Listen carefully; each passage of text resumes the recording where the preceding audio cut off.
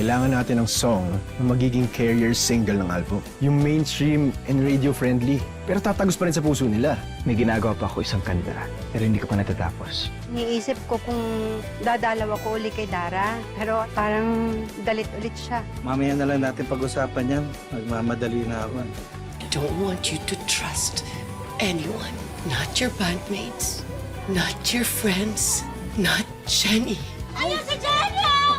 Ang dami lang ba? Isang katutak na tao yung nandiyan sa labas. Don't let Jenny steal what's yours, Megan. Ang kasikatan, ang karangalan, pati pangalan mo.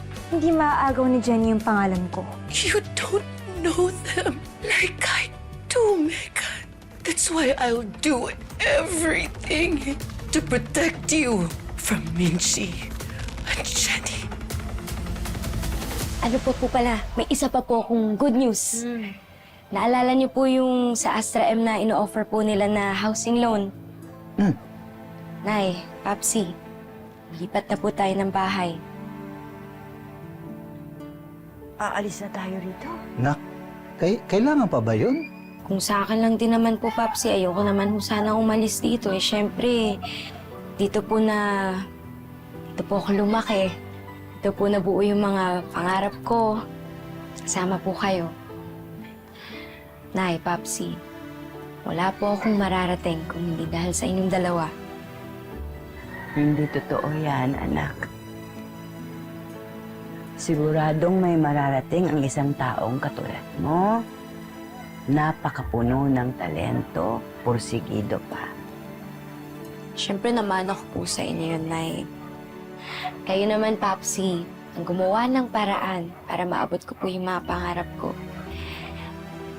Kayo pong dalawa ang best na best in the whole world. Wala na akong hilingin pa.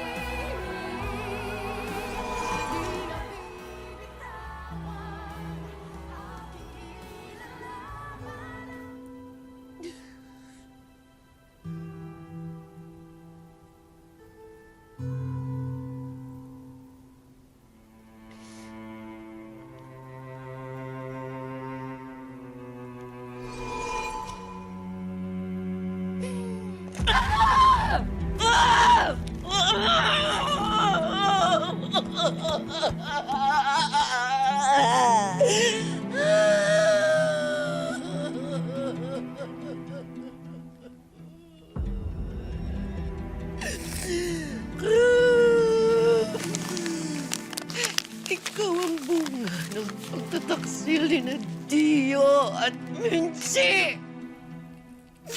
Ikaw! Sisiguraduhin ko na hindi mo maaagawan ng ama ang anak ko. At lalong-lalo na hindi mo siya maaagawan ng ningning. Nagawa ko nga yun kay Minchi noon. Kaya ko. Napigilan yung kinang mo, Jenny!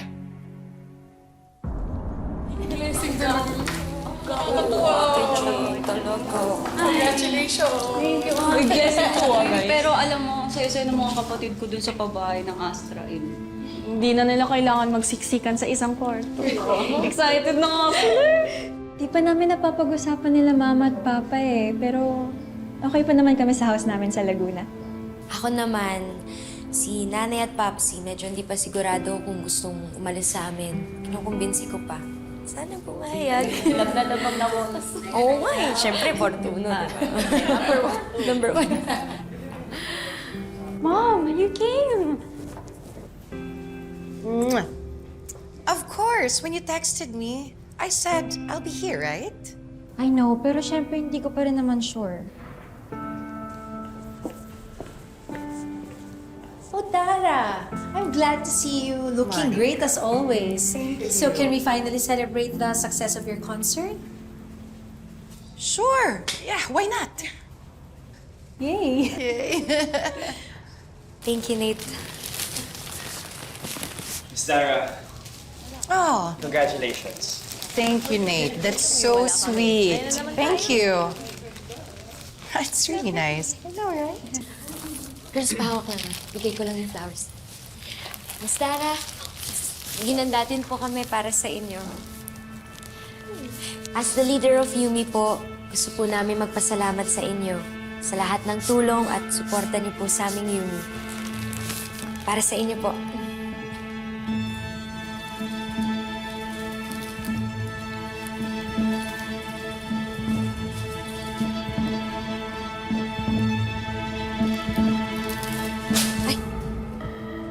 No, thank you. Basta galing sa'yo, Jenny. I don't need you or anything you can offer.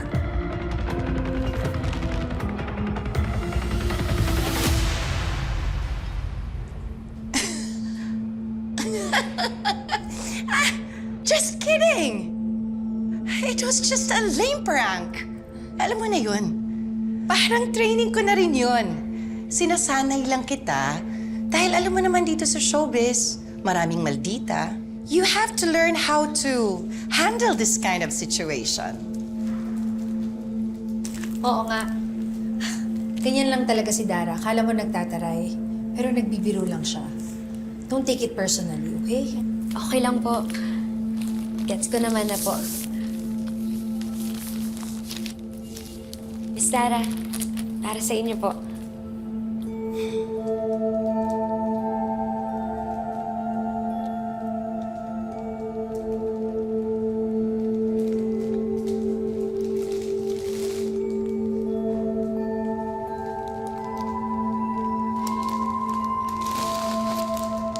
Yan.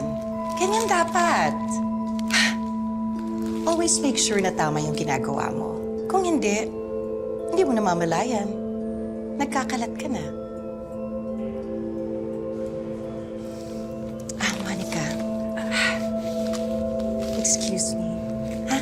I'll see you in a bit. Hi.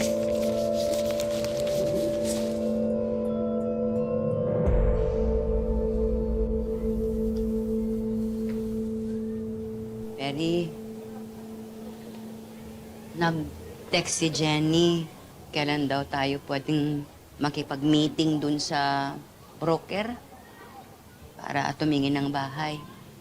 Nakakalungkot lang isipin, ano. Dito ako nangarap na makasama kayo ni Jenny habang buhay. Dito ako nangako na gagawin ko ang lahat para sa inyo. Dito rin ako nabigo. Hindi ko kayo naiahon sa kahirapan. Hindi ko kayo nabigyan ng magandang buhay. Naghihirap tayo, oo. Pero masaya tayong pamilya. Yun ang importante. Masaya ba talaga? Perry, Siyempre masaya. Sabihan mo na lang ako kung kailan tayo titingin ng bahay para maabisuhan ko si Charis na maglilib ako. Sige na.